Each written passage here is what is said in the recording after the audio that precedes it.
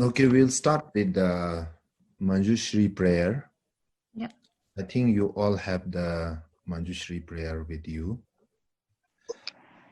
Some of you might be having it in heart, so no problem. Okay, then we'll start. Lama dang gombo jambe yang la cha ze lo tang ye lo de jeni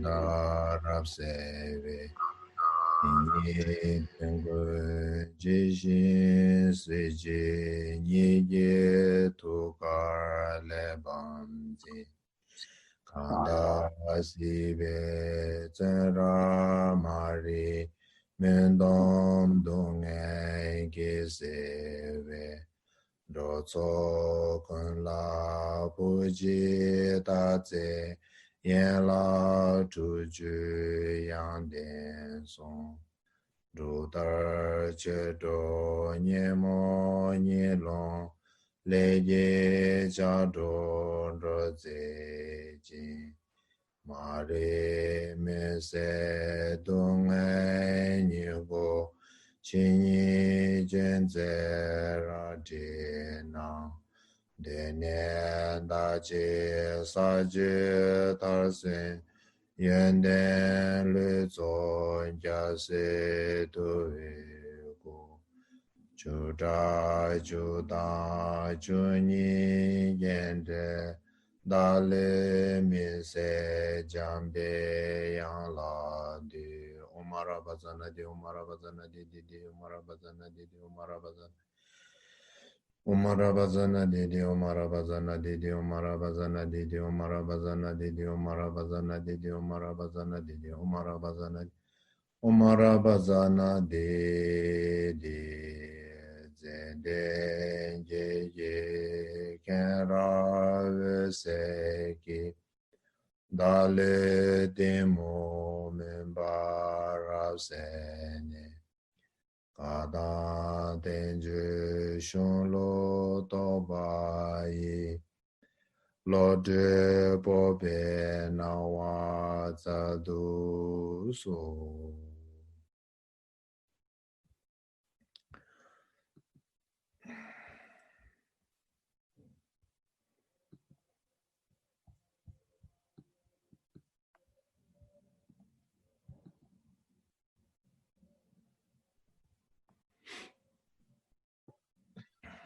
Okay, so let me just start off with introductions and also welcome all of you online for this online Dharma course. In fact, this is our first time we are hosting this, so please give Khenpo and myself like a 1 or 2 or 3 lesson for us to actually tease out any issue and also to find the best way to deliver this whole course to you online. And as Khenpo also mentioned that he would like to have this lesson as more interactive. So in between the classes, in between the lesson, Khenpo will actually maybe pause and allow some interactions of Q&A for about 5 or 10 minutes. And then he will continue on with the classes itself. So that is how we will try to arrange on all this thing. And the rest we will try to figure as we goes along. So in case some of you who are new here and who have not met Khenpo in person before, let me just do a little bit of introductions on Khenpo itself, him. So, okay. So basically, Khenpo Sonam Tsewang, he is a Khenpo, which is equivalent to a professor of Buddhism. So he actually graduated in the Higher Buddhist Study from the Central Institute of Higher Tibetan Study in Varanasi, and also from our Ngaju Nigma Institute in South India, which is Nanjoli Monastery. Okay. Then he was he actually received his Lopan degree from His Holiness the Dalai Lama in the year 2010, and was enthroned as a Khenpo at Nanjoli Monastery in 2011 by His Holiness Kamakuchen Rinpoche. Khenpo, after receiving his Khenpo, he has in fact served the Nanjoli Monastery for many years. He served in the Rinpoche editorial committee as an editor and translator for over 7 years. Subsequently, he founded the Pema Money Translation Committee of NNI, which is the Ngaju Nipma Institute in Nanjoli, where he taught translation, administrated and supervised for 6 years. He was also one of the founding members of our Ngaju Nipma Research Center, which is a research unit of NNI, and have worked for the committee for 5 years. So besides all this translation that he have actually helped out, he has also represented our Nanjoli monastery in various platforms, such as the national or international seminars and conference related to Buddhist philosophy and practice. He has also taught at Toten Lake Sailing Tibetan Buddhist Center in Bangalore, and also such as the Deer Park Institute in Bia itself. So presently, he is also an instructor at Mahayana at Abiding Heart Education in Nepal itself. And now he's also helping us to actually conduct this course for all of you together. Okay, so Khenpo has worked for the late His Holiness Panel Rinpoche and also our Payu Senior Khenchen, Pema Sherat Rinpoche, in translating their teaching from Tibetan to English in order for foreigners like us to benefit from the teachings. He has also translated and published English books such as How to Follow a Spiritual Master, The All-Pervading Melodious Sound of Thunder, The Outer Liberation Story of the Tom Miju Doje, and Drops of Nectar. So besides all the translations work, he is also traveling extensively with his root guru, which is our Khenchen Pema Sherat Rinpoche, during his teaching tours around the world, where he, at this time, he also has the privilege to actually receive countless precious secrets and precious teachings and empowerments, including instructions from Khenchen Pema Sherat Rinpoche himself. So in fact, Khenpo Sonam is very well versed and knowledgeable in terms of the Dharma knowledge. So it is really, our honor to have this opportunity, and for him to actually agree to bring this whole thing online to everyone from different parts of the world to actually benefit in these Dharma teachings. So really hope that you can make use of this wonderful opportunity and be precious on this thing, and just like how you receive a teaching from a teacher in face, you also do the same thing when you're online. Yeah. So I think basically this is a brief introductions on Khenpo Sonam himself. So now I just pass the thing to Khenpo Sonam so he can start off with the teachings. Thank you, Khenpo. So it's all yours.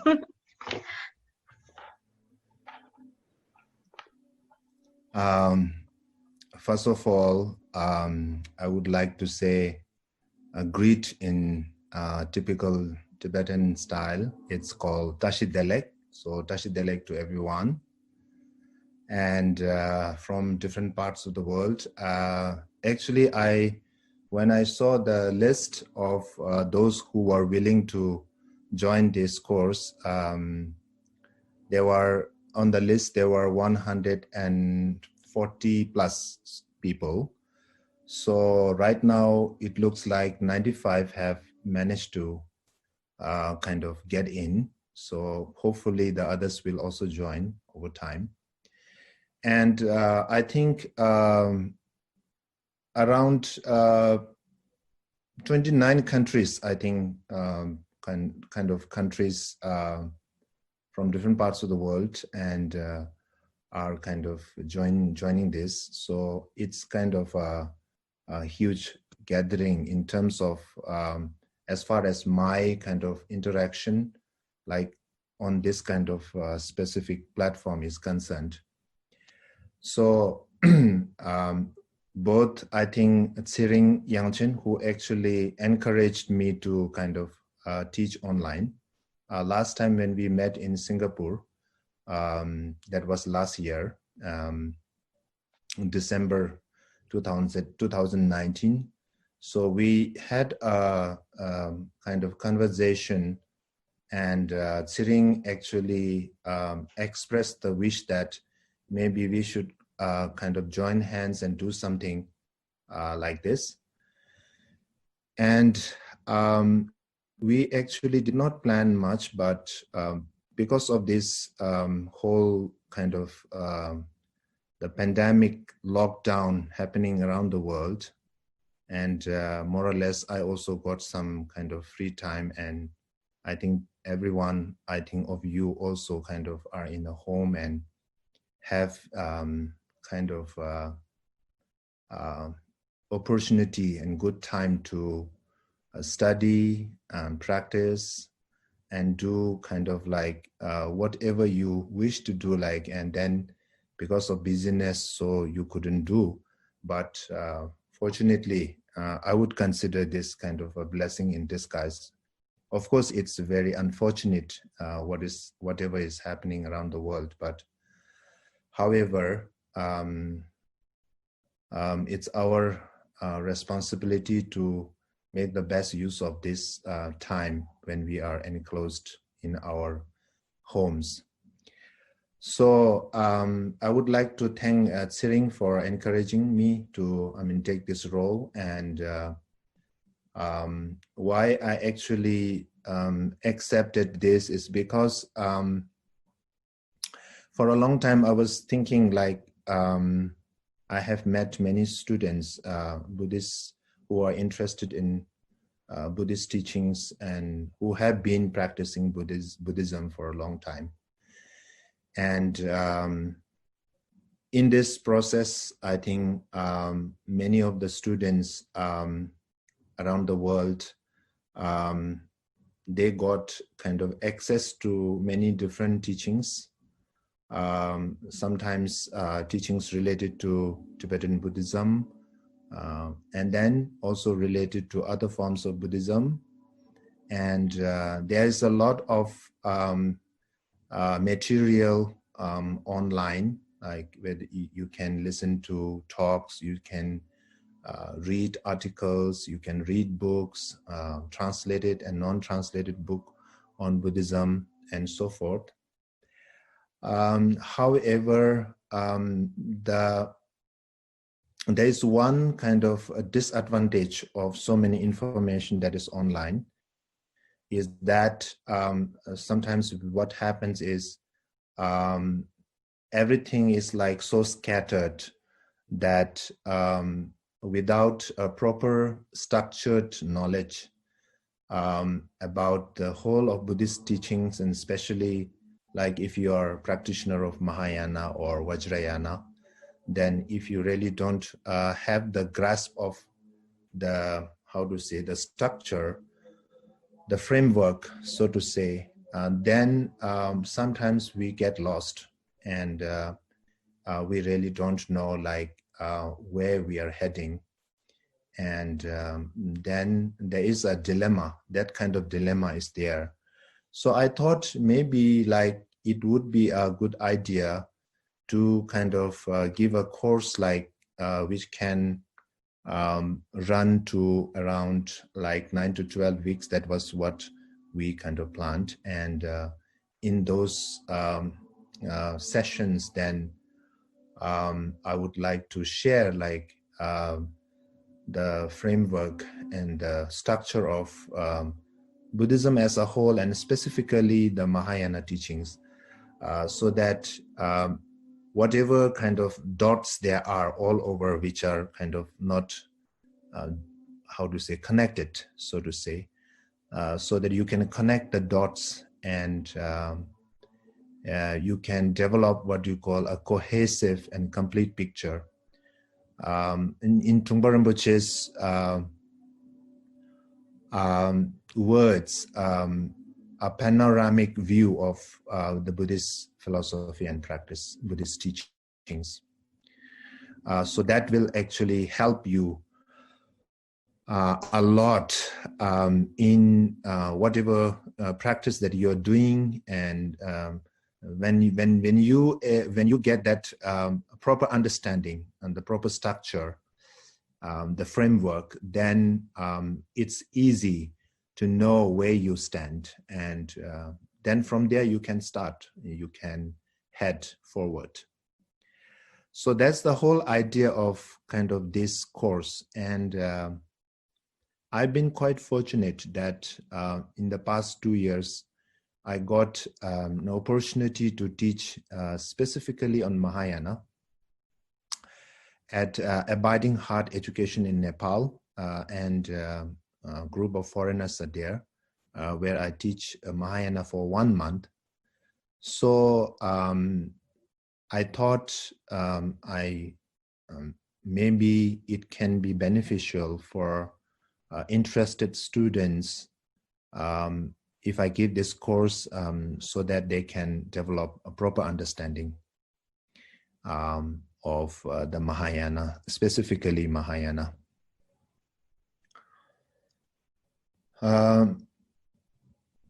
The duration of the course, we have actually finalized in a way, like not exactly finalized, but we have kind of given like 9 to 12 weeks. So hopefully we can finish within those weeks.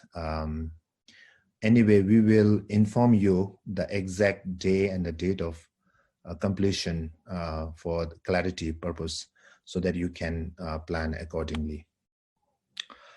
Now, I would like to say, like, the question would be like, what to expect from this course? Like, so what would I expect? Like, each and every one of you who are interested in this, like, you know, it's important to know what to expect from this. So as you know that traditionally, when we study, we actually do not study Mahayana particularly. I think in the traditional Shedra or traditional monastic university, at least 9 years is devoted to study of all the 3 yanas, the Hinayana, Mahayana, and Vajrayana. So the tradition from where I come from, like we study for 9 years. That much time is needed. It is not just kind of studying and a lot of, how to say, trying to understand the words, then a lot of reflection, contemplation, debate, discourse. A lot of intellectual stimulation is there. And at the same time, contemplation is there. A lot of contemplation, and of course meditation is there. So the time that it takes is kind of like, actually, if you look the way it was, the way Buddhism was studied in the maybe pre-1959, you can say that, you can think that, you know, it's kind of a lifelong kind of effort, a lifelong journey, and it is not limited to a few years. So it's very significant, because the thing is, like, when you talk about the Buddhist teachings, like it is not just collection of information, like, you know, of course the one aspect of Buddhist study is like collection of information, but there's a lot of thinking involved, there's a lot of contemplation involved, reflection and meditation. So the importance of this is because, you know, first you get some information, then you kind of try to understand it and you try to make it yourself. I mean, like something that sinks into your whole mind stream, so that you embody the teachings. So therefore, like so many years like is devoted, and it is actually kind of like worth it. Because the thing is, like, when you study and reflect for a long time, then what happens is, like, the understanding that you get is kind of something that you become kind of like, you become the teaching, you know, you and the teaching are inseparable. So that's the significance. So in 12 weeks, can we achieve that? That is not possible. However, what you can expect is we'll try to cover the most important, the most essential points of the path of the Mahayana, which are like, without which, it is kind of like not possible actually to understand Mahayana. So the salient features of Mahayana, the most important points of Mahayana will be covered so that after this course, you will have the, as I mentioned earlier, the framework and the structure of Mahayana. So that is what you can expect. So in short, having a strong grasp and taste of the essentials of the Mahayana path. Now, before I actually start to speak on today's topic, as you know that Buddha, after achieving enlightenment under the Bodhi tree at the age of 35, he started to teach the truth that he found after 7 weeks. And his first teaching was based on the Four Noble Truths. And that is called what you call the first turning of the wheel of Dharma. And the essence of that teaching is that life is kind of suffering. It has a cause, and there is a way out of it. And there is a path that leads to the end of suffering. So in short, we can understand the Four Noble Truths in that way. Now, I think many of you might have studied Hinayana teachings. I actually prefer to use Hinayana here because the thing is, of course, there is an opinion that Hinayana is a derogatory term, and it is because it talks about lower vehicle, and it is derogatory. But if we really understand Hinayana in its true sense, then it is not at all, the term itself is not at all derogatory. And as you can find in the works of Trungpa Rinpoche, Chogyam Trungpa, he has really kind of like laid a lot of emphasis on Hinayana teachings, which is actually the foundation of all the path that we practice. The foundation of Mahayana is Hinayana. The foundation of Vajrayana is also Hinayana. So Hinayana is kind of a foundational teachings. So to say a little bit about what you have studied in the Hinayana teachings, just the main points like Four Noble Truths, the practice of mindfulness, then the practice of calm abiding, which is called shamatha, and then the vipassana, which is the special insight. I think we also study like a lot about the aggregates, sense bases, constituents, 5 parts, 4 types of individuals like stream enterer, once returner, non-returner, the arhat, 8 Four Noble Path, middle way, nirvana, 4 seals, impermanence, then nirvana, and of course, last but not the least, the concept of no self. So all these kind of have been covered in the Hinayana, and it is very important to understand these teachings in order to kind of build all the higher teachings upon it. So the first turning of wheel of Dharma being the Four Noble Truths. And then many years later, when Buddha went to the Vulture Peak in present-day Rajgriha, he turned the second wheel of Dharma, which was based on Prashna Paramita or emptiness.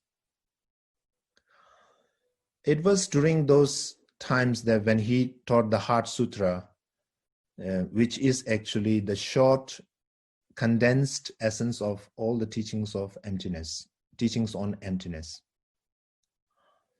And as you might have studied Heart Sutra, if you read the Heart Sutra, in the Heart Sutra, it's mentioned that Buddha was serenely sitting with his mind in total meditative state. And the state of meditation is called the profound appearance. He was kind of surrounded by 1,000 disciples, mainly Shravakas and Bodhisattvas, led by Shariputra and Avalokiteshvara. And there was a very interesting dialogue that happened between these two masters, Shariputra and Avalokiteshvara. And Shariputra asked Avalokiteshvara, how should a bodhisattva train himself or herself in the profound conduct of Prajnaparamita? And so Avalokiteshvara lays down like the whole concept of emptiness, why it is important to know emptiness if somebody really wants to practice the Prajnaparamita, if somebody really wants to walk the bodhisattva path. And then the famous kind of statements, form is emptiness, emptiness is form is no other than emptiness, and vice versa. And this dialogue happened, a very classic dialogue, which actually forms the foundation of all the teachings on emptiness, on Prajnaparamita. Then after this dialogue, Buddha then gets up from his meditation and he appreciates and he validates what Avalokiteshvara, taught on what he taught on emptiness. And he kind of, he validated by saying, yes, this is correct. And people should actually understand the concept of emptiness in this way. So this is the second turning of wheel of Dharma. And then comes later on the third turning of wheel of Dharma, which was on the Buddha nature. Buddha nature is a very important concept, a very important philosophical concept, and very important teaching, which actually kind of like talks about the existence of the seed of the Buddha, or the basic goodness, the nature of the Buddha in each and every one of us, all the sentient beings, regardless of their present kind of condition, no matter how cruel, no matter how negative, no matter how evil they may kind of seem to be on the surface level, but deep down, they all have the seed of Buddhahood. So that's the concept of Buddha nature, which actually kind of widely taught in the third turning of wheel of Dharma. And if you just look at the three turning of wheel of Dharma, it's kind of very progressive way of teaching, leading sentient beings onto the path, higher and higher path, in order to reach the highest potential of all individuals, which is Buddhahood. So it is actually said that when the second turning of wheel of Dharma, emptiness was given, the teaching was given, this so-called emptiness, the teaching on emptiness emphasized the empty aspect of the Buddha nature that is within us. Whereas in the third turning of wheel of Dharma, the clarity aspect is kind of emphasized. So if you kind of try to remember whatever Mahayana teachings you have received so far, like from bodhicitta, compassion, four immeasurables, two truths, five paths, 10 stages, Lojong and Tonglen practice, the concept of three kayas or the two kayas, wisdom and compassion, wisdom and skillful means, two accumulations, middle way, and so forth. All these were taught in the second turning of wheel of Dharma, and the Buddha nature was taught in the third turning of wheel of Dharma. So the entire teachings in whatever Buddha gave from the age of 35 till 81, when he passed away into parinirvana, all these teachings can be condensed into the three main yanas or vehicles, the vehicle of Hinayana, Mahayana, and Vajrayana. So it's so I think in short, whatever I have mentioned before, and in short, whatever Buddha has taught, what it's very important to know, like, first thing, very important to know that there will be always a question that why did Buddha give so many different types of teachings? Why this confusion? I mean, like, doesn't this lead to confusion? Why this kind of varieties of teachings are given? Why not one particular teaching and then that can really, the highest or the most profound of teachings which can actually help all beings? So here we need to understand that when Buddha gave teaching, actually he is considered to be a very great teacher. Why? Because there is a particular Tibetan expression in the scriptures which talks about Duje Kamwang Sambatumba, which actually speaks about whenever Buddha gives teaching, or whenever he gave teaching, he did not at all, emphasize what he knows. What he emphasized is what his students need. Because the thing is, when he gives what he knows the best, the profound is, then it can only serve the purpose of very few individuals, and rest of his students won't be able to grasp what he is trying to teach. So therefore, he taught different levels of teachings. For some, he gave Hinayana, for some, he gave Mahayana, and for some, he gave Vajrayana. And that actually shows that he is a skillful teacher. And that actually helped the students to kind of like gradually, like, walk the path and finally achieve enlightenment. So that's very important, that what makes a good teacher. What makes a good teacher is not the one who is the most intelligent or who is the most knowledgeable, but the one who actually can teach according to the needs of his students. So that's why we should know that the mark of a good teacher. What is actually the mark of a true teacher, good teacher?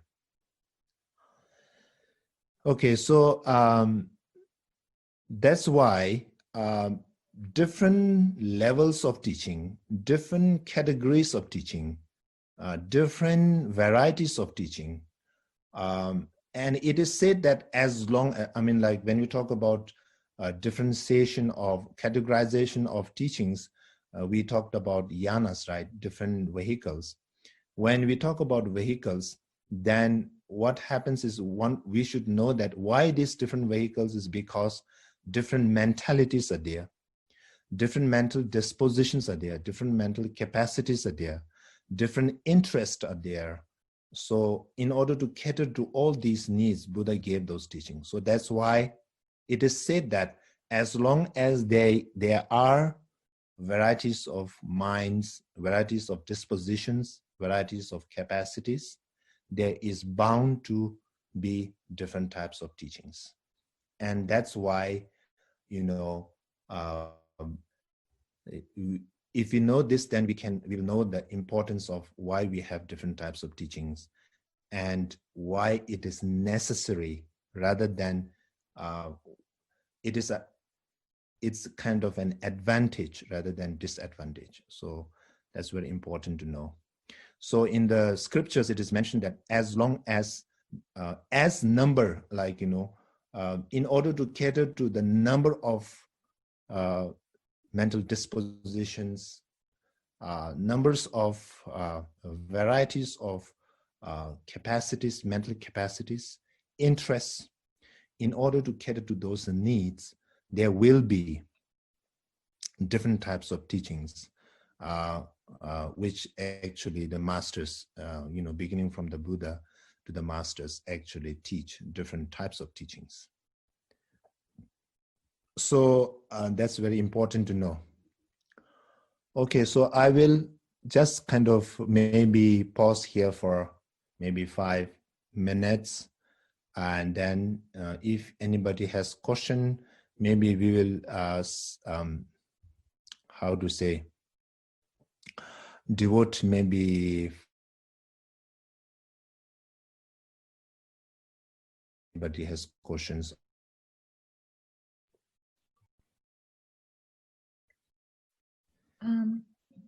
If anybody have questions, please, you can actually raise hands, or you can type in the chat group, then if you can't speak.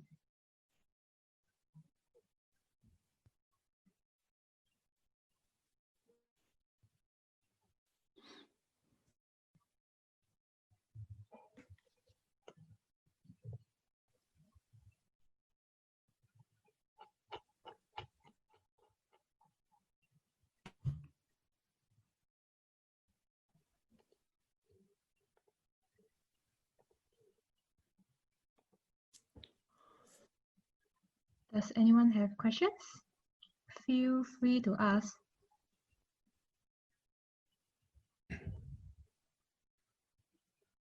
Okay, so it looks like, since it's a kind of more or less everybody's comfortable with it. So. Yeah, some people actually type in the chat. Andy, he asked, how can people know their level suitable capacity?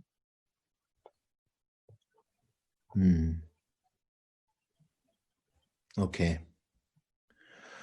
I think for that, it's very important to know, of course, the role of the teacher comes in here. Whoever kind of like, how to say, you follow your spiritual master, because now here it's very important that you spend some time with your teacher, because until and unless your teacher spends some time with you, it's not possible to know what level you are in, right? So provided, like, except for the fact that if the teacher has clairvoyance, then he can directly say, like, okay, you are on this level and you can, begin with this particular practice or teaching. So when we don't have that, then it's always kind of important to spend some time with your teacher, receiving different types of teachings. And then the teacher will know, and you also, as a student also, one will also know, like, which teaching actually resonates to you, which type of teaching actually kind of resonate to you, and which teaching actually connects to you. So through that also one can understand and know. And of course, like, as I said, like, teacher also has a role to play in that. So to be on the safer side, it's important to kind of like spend some time in first understanding different levels of teaching, studying them, and then choose the one that actually resonates to you, that you feel connected to. And then from there you can progress. I think that is what I feel is the most kind of like appropriate thing to do. Okay. So Khenpo, there's also another question by Liz. So this was asking, how can I know that I take the right path, the right way, not the right path, the right way?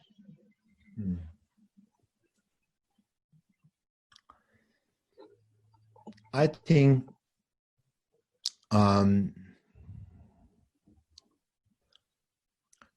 if the teaching, whatever you are practicing, if it really brings some transformation within you, normally we say from the Mahayana perspective, when we practice Mahayana, when we study Mahayana, and if you are kind of like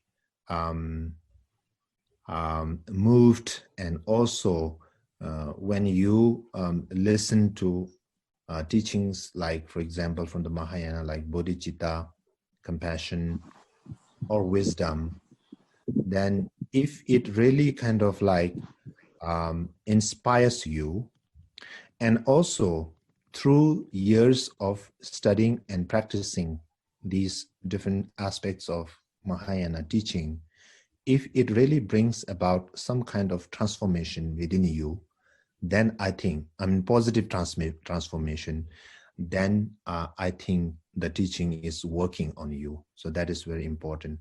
So normally when we talk about whether the practice is being successful or not, the parameters or the measure, the scale of measure, it should be whether the transformation is actually happening within or not. So that's actually the important thing. If transformation is happening, then you are kind of actually on the right path. Okay. So in fact, there's a few questions here. So I will try to unmute one of you individually, so you can actually ask the questions. So the next person is actually Nomi Worth. So I have unmute you, so you can ask the question. Okay, thank you. Hi, Khenpo. Thank you so much for offering these teachings. I'm so happy. It's such a great blessing to have this during this time, because it really is a difficult time, and it's so nice to be guided with some wisdom. So I think we will talk about this later, but I noticed when you were teaching about the 3 turnings of the wheel, if you take the 4 Noble Truths aside, then the 2nd turning and the 3rd turning represent emptiness and clarity. So emptiness being voidness, and clarity being something which is manifest. And there seems to be some kind of duality, and I was just wondering if we could address whether the issue of duality, because if clarity is a manifestation of emptiness, there's like an implicit duality there.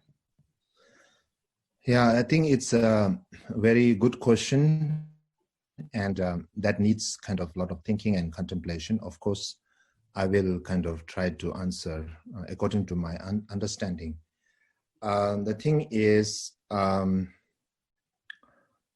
the 2nd turning of wheel of Dharma, which is actually the emptiness, is given, then what happens is, like, the whole purpose of giving teaching on emptiness is to kind of, to destroy or to kind of overcome all the grasping that we have of grasping upon things as something kind of true and something solid, something substantial, concrete. So the moment we perceive something, automatically our kind of impulse is that we grasp upon them as something real, solid, substantial. So in order to overcome that, which actually kind of is actually is an obstacle to see the reality as such, because things are not substantial, things are not kind of concrete, things are not inherently existent. So therefore, like, if you if you read the Heart Sutra, there's a lot of emphasis that no eyes, no ears, no mouth, and so forth. like whole of different levels of phenomena are kind of negated. And this negation actually talks about the, how to say, teaches you or shows that nothing is independent. You know, there's no phenomenon which is independent. So the second turning of wheel of Dharma, so emphasizing on emptiness. So when that work is done, then again there is a feeling that, okay, if everything is empty, then, you know, does it mean that there's nothing? So that dilemma is there, you know. So in order to kind of like solve that dilemma, then the clarity aspect of Buddha nature, Buddha nature is one thing, but clarity or appearance aspect of all the phenomena is kind of emphasized. But that doesn't mean that appearance are kind of inherently existent or independently existent, or they are solid and they are, how to say, concrete as such. So therefore, like when you combine these two understanding, the empty aspect and the clarity aspect, then you get the whole picture of the phenomena. Because on the one hand, when emptiness is emphasized, you understand the empty aspect of phenomena. And the other hand, like when clarity aspect is emphasized, you see the appearance aspect of it. So when you say combine, it doesn't mean that, you know, you have to bring these two things together. But this is the way it is actually, to have the complete picture. So they are not dualistic as such. So when you talk about emptiness, it's also mentioned that sometimes when you say things are not independent, you're saying that things are interdependent. So these two things that you need to always keep in your mind, that when you say things are independent, things are not independent, then you are saying things are interdependent. So these are the two sides of the same coin, like in English expression. So non-dual, they are non-dual.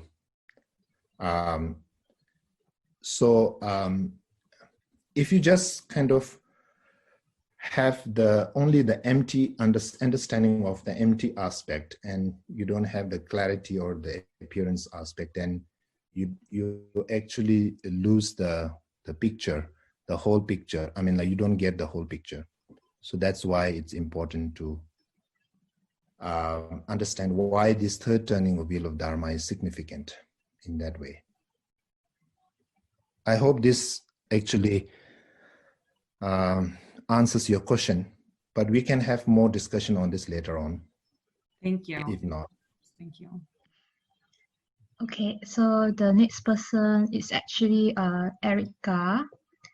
Erica, I have actually unmute you.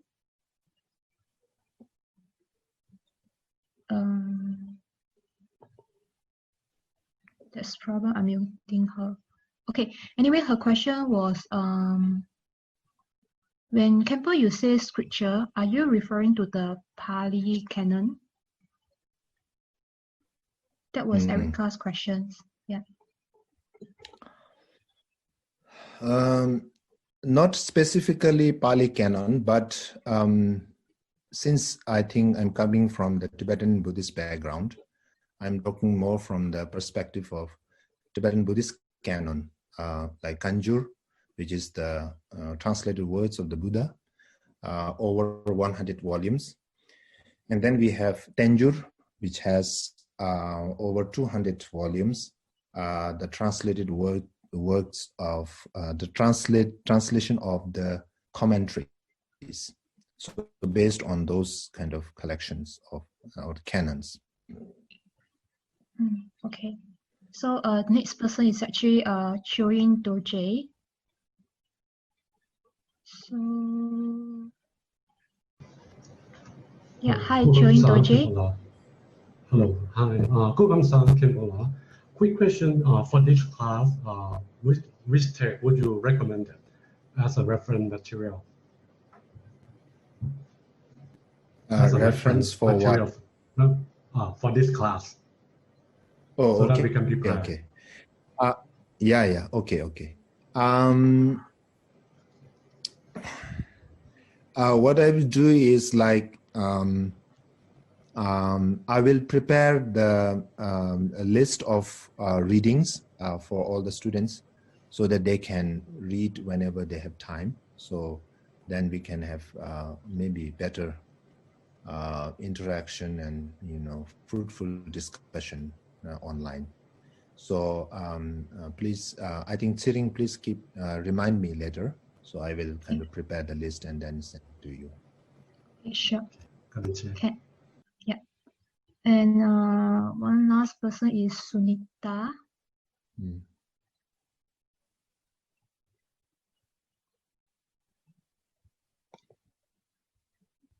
Hi, Sunita.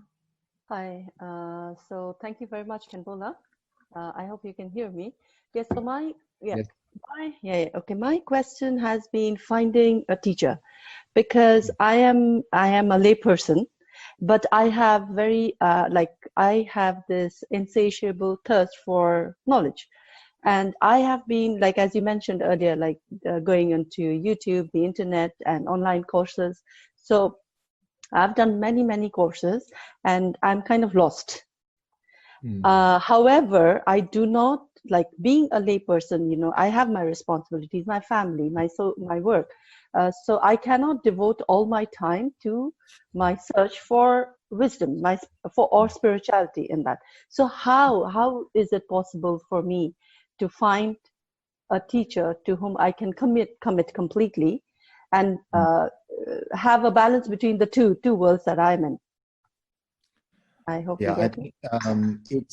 It's a very good question, valid question. What I would suggest is, I think after all the things that has happened kind of in the Western world as well as in the Eastern world, after kind of the Buddhism, Tibetan Buddhism especially, kind of spread. And from the past experience, if you look at whatever has happened so far, some very good things have happened, but some unfortunate things have also happened. In terms of teacher-student relationship, it's very important now that we have got experience. It's kind of very important to play safe. And when I say play safe, what I actually remember, one advice by His Holiness Dalai Lama when he actually, maybe somebody complained to him about teachers, misconduct of teachers and so forth. So he was advising, like, just don't kind of follow like anybody blindly. So when you talk about blindly, again, like what comes into mind is that it's very important that we really have an understanding, very good understanding of what are the qualities of the teacher. Because if you do not really know like what qualifies a teacher, then you might land up like, choosing the wrong teacher because you really don't know what qualifies a teacher. You might just follow somebody who is famous or somebody who is kind of like recommended by your friend or whatever, So it's very important to have the sense of discernment, sense of what is right and what is wrong.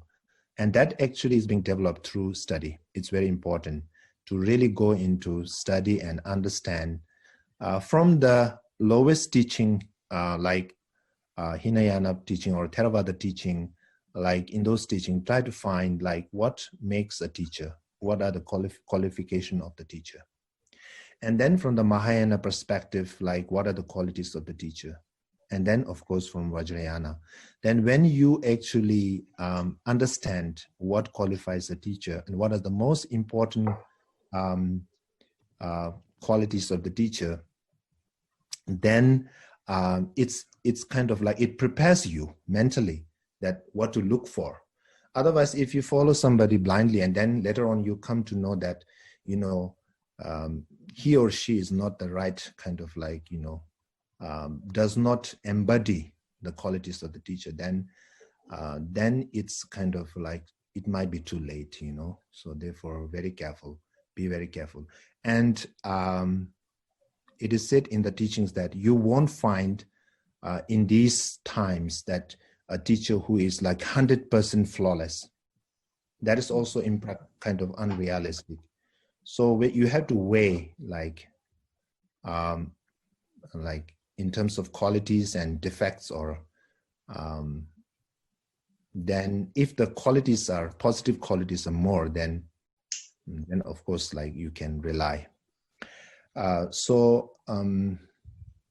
If you just say that, okay, like I don't have time, and you know, because of that I'm a layperson and I don't have, you know, the luxury to really study everything to choose a teacher. So I mean, like you have two choices in you, like whether to follow somebody blindly or you take some time to study, to know, to ask everything, do a little bit of research, investigation, and then go forward so that you won't regret later. So I think that's what actually comes in my mind now.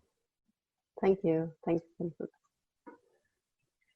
Okay, Khenpo, another person, Matthew. Hi, Matthew.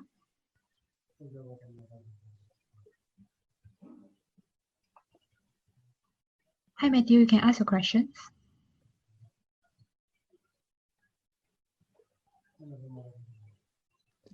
Can you be louder?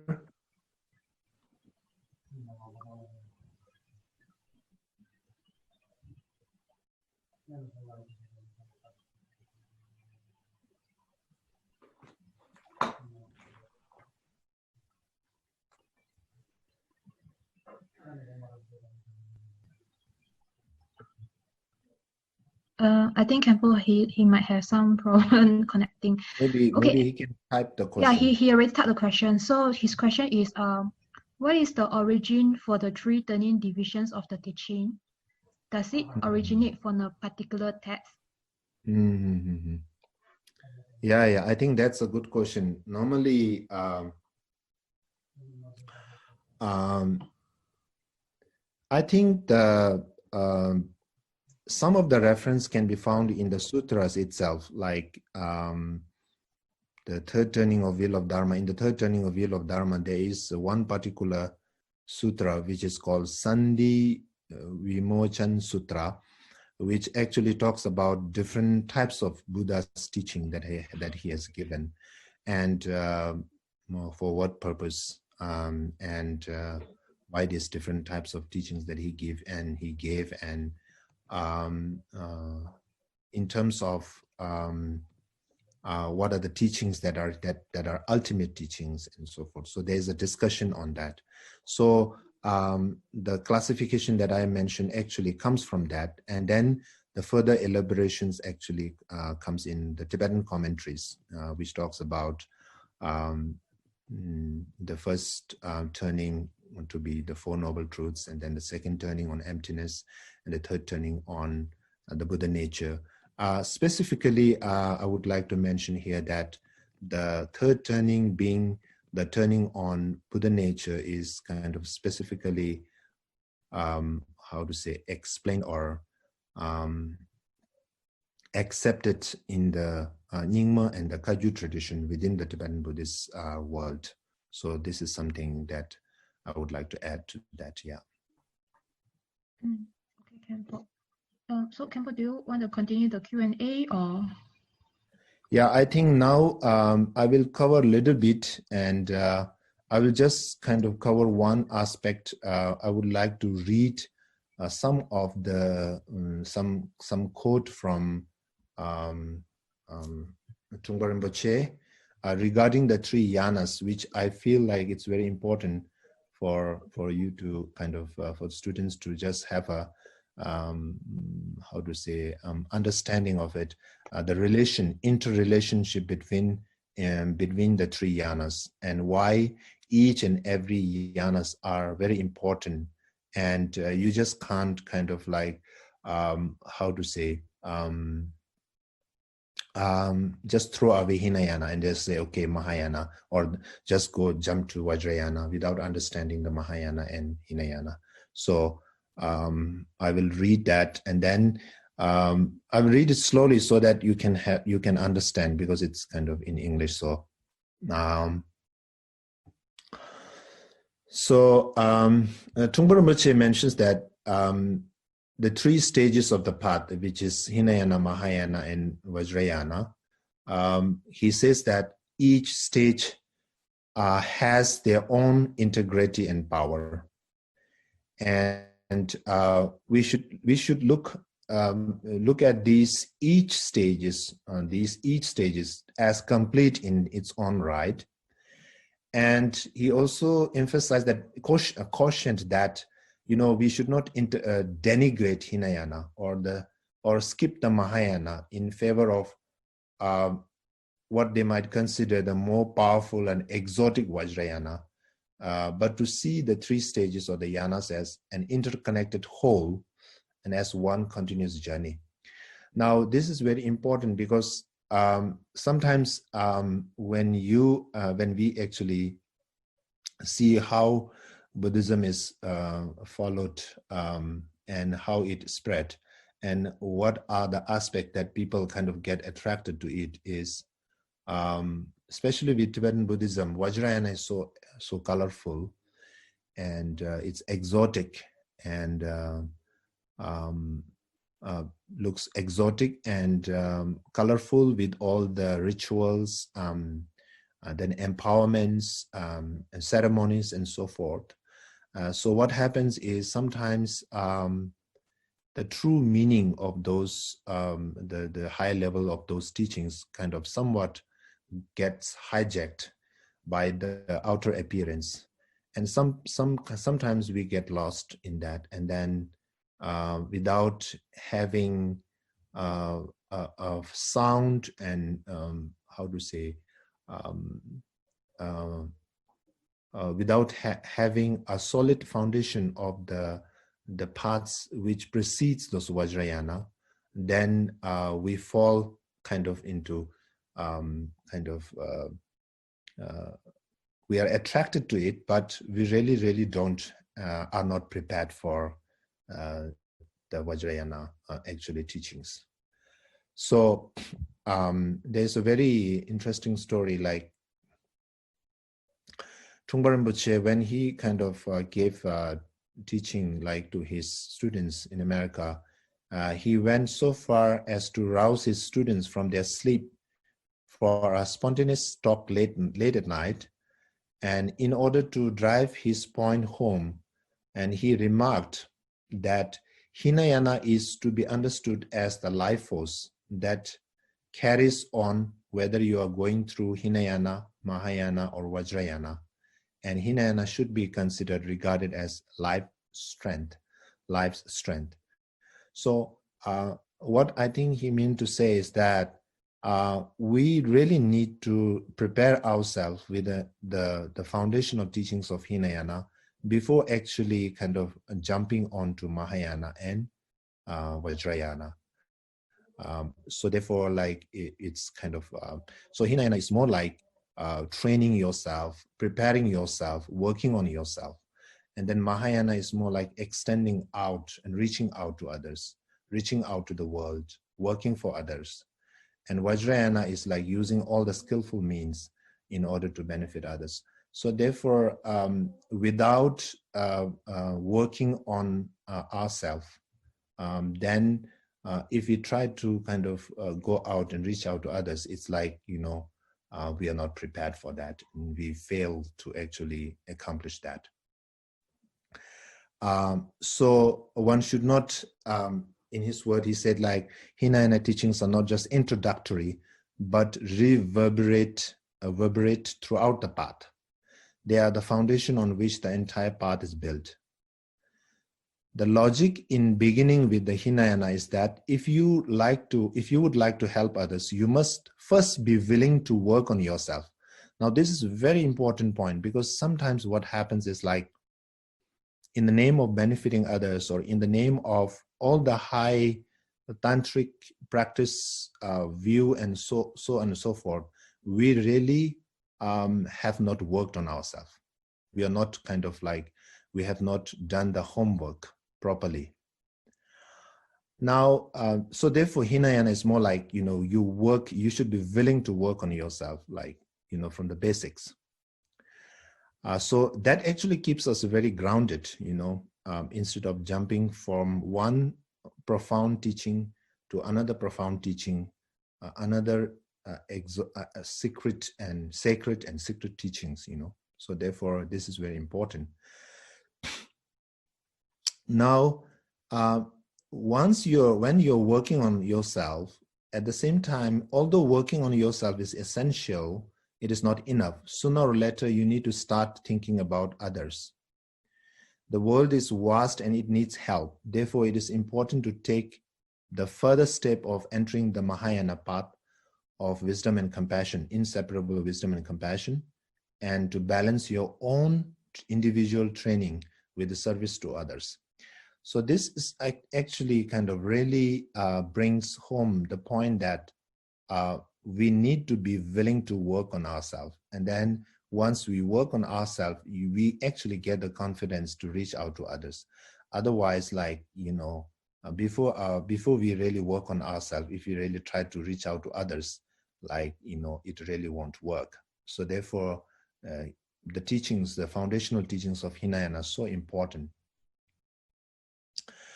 So another point he makes is that's also very important, that how we should blend what we study into our personal experience.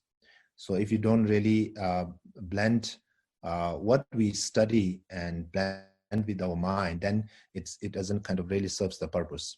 So in his words, he says that you should try to connect what you study to your personal experience.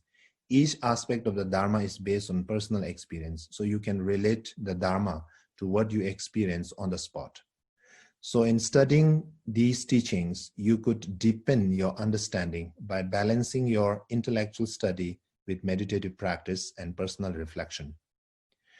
So finally, he sums up that scholarship without practice is of limited value, and as is practice without scholarship. But the combination of two is both powerful and transformative. Now, this is very important because, we can go to the two extremes of like we devote our whole life into study and different types of teachings and so on and so forth without practicing at all. And then we right away jump into practice without actually understanding the whole kind of framework or the structure of the path. So therefore, like, we should not kind of go into these two extremes. Like, we should avoid that, and to have this balance of study and practice. And when we combine these two, then that will be powerful and transformative. So I think with this, we have only 10 minutes. So tomorrow I would like to speak on the ground, path, and fruition, why this is important. In Buddhism, until and unless you really have this understanding of ground, path, and fruition, or in other words, in another term or enumeration, the view, meditation, conduct, and fruition. Until and unless you have this proper understanding of these two, then what happens is like, then there is a danger of getting lost. So it's very important. It's like in the roadmap of Buddhist practice, Buddhist study and practice.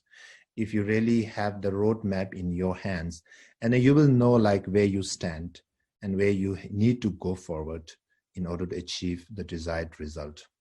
So ground, path, and fruition is very important. So the ground is is like the where you start the journey with, like where you stand now.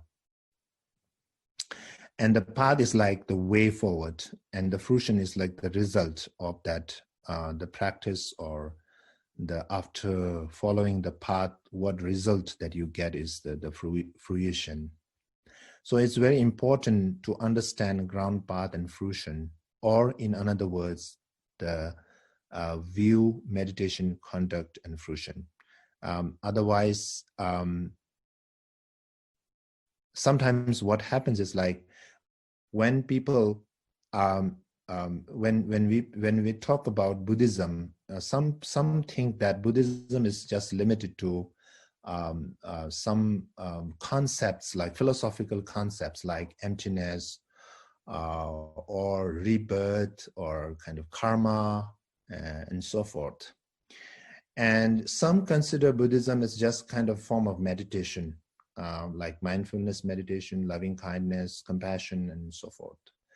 And some consider Buddhism as just kind of like about the Buddha, what they hear about the Buddha, the result. And then some consider Buddhism as kind of a moralistic, puritanical kind of like aspect, where kind of like a lot of talk about non-violence, and being pure in body, speech, and mind. And then like shaving the head, or wearing the robes, or wearing the kind of like attire of a ngakpa, or whatever, all these moral related to discipline and outer appearance and so forth. So there is a kind of how to say one aspect of Buddhism taken as the holistic Buddhism, so confused as the holistic Buddhism. So Buddhism is not just confined to meditation. It's not confined to just moralistic view, or being a vegetarian. Or Buddhism is not confined to just emptiness or like rebirth. So Buddhism is the complete kind of like, how to say, in a way, complete package of ground, path, and fruition, complete package of view, meditation, conduct, and fruition. So this is very important, I think, like, so I think this course will kind of devote maximum kind of effort into understanding this ground, path, and fruition, or the view, meditation, conduct, and fruition of Mahayana, so that you actually come to know that where you stand now, and where you need to head to in order to achieve the result. So I think tomorrow I will speak on this in detail. And we have a few minutes left.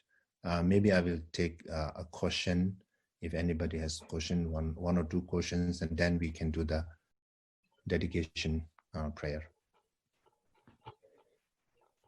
Okay, Khenpo. Just now there are still like one or two questions left. So yeah.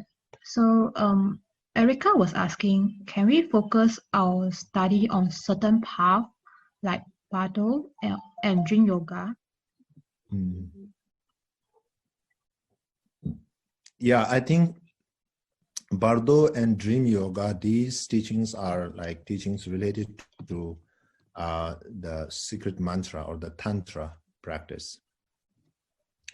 So I think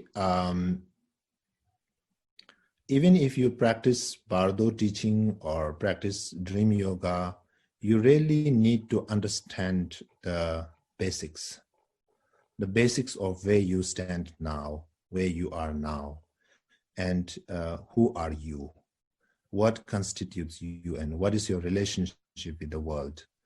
Some kind of understanding the basic structure of Hinayana and Mahayana, so that even if you practice Bardo, you have, I think, like when you practice the Bardo, then you definitely will need to be equipped with the the practice of wisdom and compassion, which actually forms the soul or the life force of Mahayana teachings.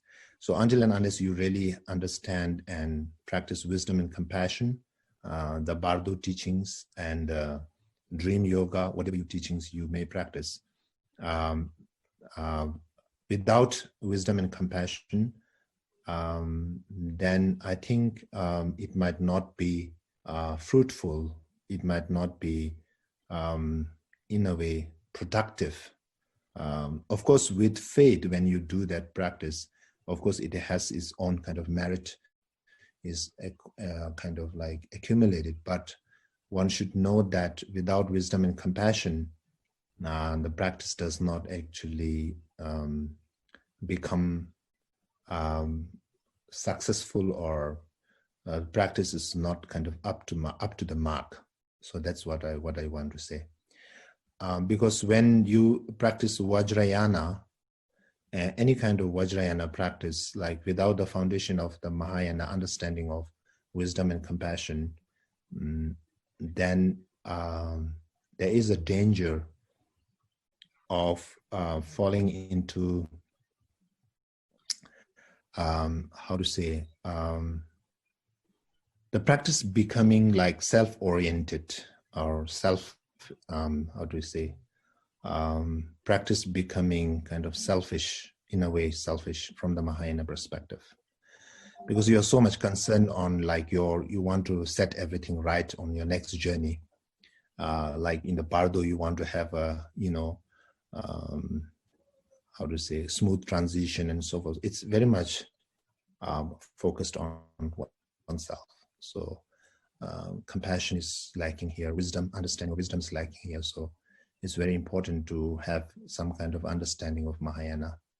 And of course, like before that, preceding Hinayana practice. Okay. So, okay. Droma Chodron. I have unmute you. Maybe you can ask Khenpo on your questions.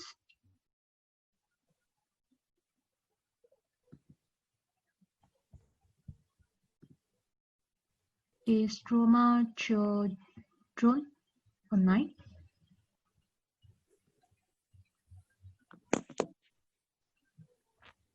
Hello. She can type the question, Okay. Her question is how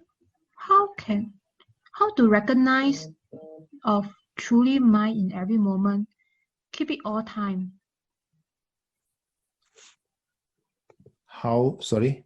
How, okay, the way she phrased it, I think the question should be, how can we reorganize the truly mind in every moment and keep it all time? That was the question. Mindfulness, yeah. I think. Uh-huh. I think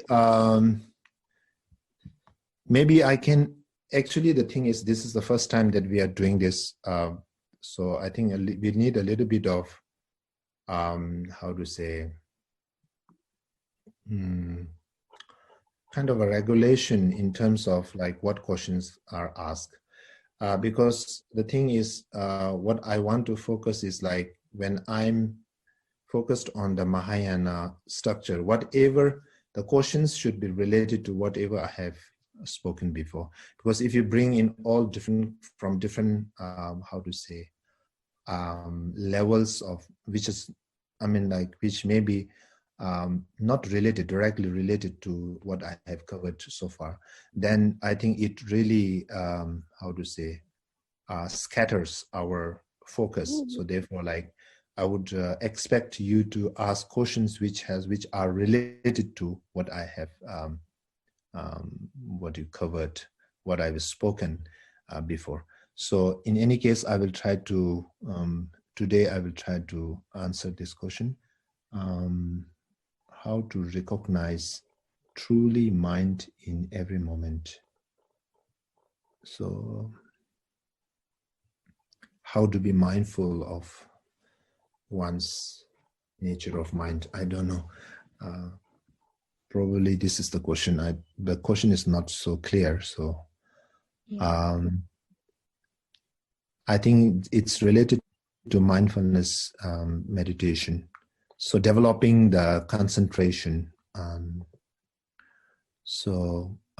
Normally in meditation, what is the classic advice is that you can't really be focused right away when you start to practice meditation. So initially there will be kind of, it will look as if like once you sit down to meditate, all the thoughts kind of like, come in, and it is as if that when you meditate, you have more thoughts, you have more distraction, you have more kind of agitation of the mind, which is not actually so, because when you meditate, sit down, then you tend to notice that the state of your monkey mind. So that's the first experience of meditation. It's very important. And then to have focus, the classic advice, as I said earlier, is that to have short sessions and frequent sessions, so that you can maintain the quality of the meditation. And then once you are comfortable, then you can prolong your meditation session. So from the meditative state on the cushion, and then from there, when you walk, when you walk out of your meditation cushion, then always to be aware of one's thought in whatever you do in your daily activities. So the most important thing is like practice. And then I think like it's not like, you won't be successful at the first kind of try or the first effort. So you have to do it like again and again, So normally we say like, if you want to be an expert, at least you have to do it 10,000 times. So maybe you need to do it 10,000 times. Okay. So Khenpo, are you still accepting like 1 or 2 more questions? Yeah, I think one question, and then we can deal with the questions tomorrow, remaining question tomorrow. Okay, there's one person, I think her name is Sweta. So SWETA, I'm not sure how to pronounce that name, I'm sorry. So the question is, how long do we spend time focusing in each of the yanas? Okay. I think it depends from individual to individual. Like some people are smart enough. So, I mean, like, they can have the basic grasp of quite a short time. And for some, it may take more time. So I think it's very kind of personal kind of thing, you can't have a time frame for it. But in any case, like in the traditional world, as I told you, that we study for 9 years, and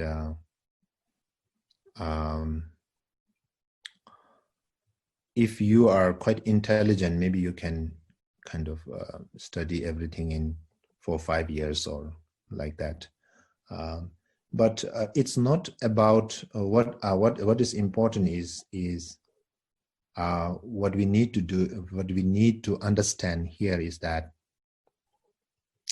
as there's a very good advice that is given, like whenever we practice the path, or when we try to bring some transformation in your mind, then we fail. Most of the time we fail. And sometimes we are very much depressed because there's no transformation happening. And so for that, the masters have advised that you should be patient with yourself. You should kind of, you should accommodate yourself. You should be loving and caring to yourself. That you should not be you should not be unrealistic in a way, because the thing is like how much of time, in terms of time, in terms of rebirths, how many times or how much in terms of the volume, in terms of the quantity of the time that has kind of like, gone, or that has kind of like passed, to come to this point in the sense that this habituated mind,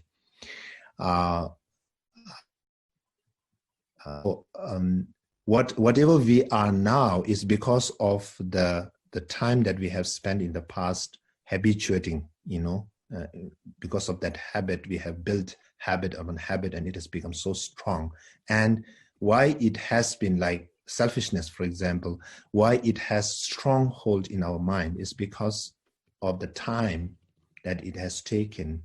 And so we should not be unrealistic by expecting that, just by sitting for a few hours of meditation, or just by doing practice for a few years, if you expect too much, then it's kind of unrealistic.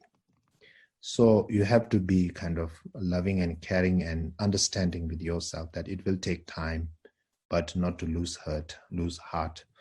That's very important advice that is given like by the past masters. Definitely, the example given is like the water has kind of become ice. Like, our mind has been frozen because of these emotions, negative emotions, habits, passion, aggression, and so forth. Like, it has become so hard, like ice, frozen, like, like glacier, or you can say like that. And it has been like that for ages. And then, right away, like if you expect them to be like fluid, like water, soft, then it's kind of unrealistic. So that's related to meditation, but I think same applies to studying also, because when you study, it takes time to understand the grasp of meaning, the meaning of the teachings. Because sometimes what happens, like when you first hear the teachings, like sometimes it is shocking, sometimes it is not, doesn't make sense to us. And many times, like we don't feel connected to the teaching. Why? Because the teaching actually talks about the opposite of what we are in terms of our habits. So it will take time to even understand the teaching. So it's not about like, okay, in 1 month you get everything, or in 1 year or few years you get everything. So it takes time, and you should be like ready for that it will take time, and you have to be patient with yourself. Okay. Yep. Okay, so we will do the dedication. Sonam de tamje sipani tomne nyebe dana pamje kega na chi balo tu bai sibe solen do wan do warashu jambe bawe chidar kemba da kundu sambo tean de shinde Tenda kungi jesu ndalo jin yewan di da tamche rado yewan di kewu kun sonam ishe sozone sonam ishe le jungwe tamba kuni tobarasho sanje kusun nyebe chinla dan chini mi juru dembe chinla kende meche dembe chinla ki Chidarangoa melandu basho. Okay, so thank you for joining me, and let us pray that whatever merit that we have accumulated in this process of listening and thinking and contemplating over the teaching, asking questions, interactions, and so forth, whatever merit that we have accumulated, because of that, may all those who are suffering right now because of the pandemic, or who are infected, who have died, who have suffering because of, not only because of the direct kind of infection, but also like those, so many people like have lost their jobs, and I think in some of the countries people don't have, because of the lockdown, they don't have enough to eat, and so sad. So let us pray that may all beings, may all the people who are undergoing suffering and pain and fear because of the paranoia that has that everybody experienced because of the virus, coronavirus, may all be kind of may all the those who have died have a smooth transition to the next life, and may those who are infected and those who are suffering, may they be free from pain, may they get all right, they recover and go back to their kind of daily routine, normal lives, and may the pandemic be over as soon as possible, so that people can resume their normal life, and they can breathe, and they can walk out of their homes and do whatever they wish to do, and may all of them experience peace and happiness. So with that, we will conclude today's session. Thank you very much. Thank you, Khenpo La. Thank you. Yeah. Khenpo, if you need to go offline, you can go offline. The rest of you, can you just kindly stay online for a few more minutes while I just share some information for tomorrow class? Yeah. So basically, tomorrow class is the same time. So UTC 8 as in 9:30 p.m. Singapore time, Taiwan. So kindly refer back to the same time as what the class started today. So really request everyone to be like at least 5 or 10 minutes before the teaching starts to come online. It is good for us to actually wait for Khenpo rather than ends up Khenpo wait for all of us. I mean, some of us, not all of us. So really hope that you can help to come online 5 to 10 minutes before that. And also, I really need a help from the audience here. I need a chanting master to lead the prayers. So if you are comfortable with reciting the Majestry prayer, can someone, 1 or 2 person volunteer? Then we can get them to actually lead the prayers so that Khenpo can just start on the teachings. He don't have to coordinate everything. So anyone here can kindly be the chanting master? Anybody? If you can, please raise your hands or maybe put your name there in the chat group. I'll be very great to have you as a chanting master. Please, thank you so much. So, any volunteers? Okay, Dawa Droka. Okay, sure.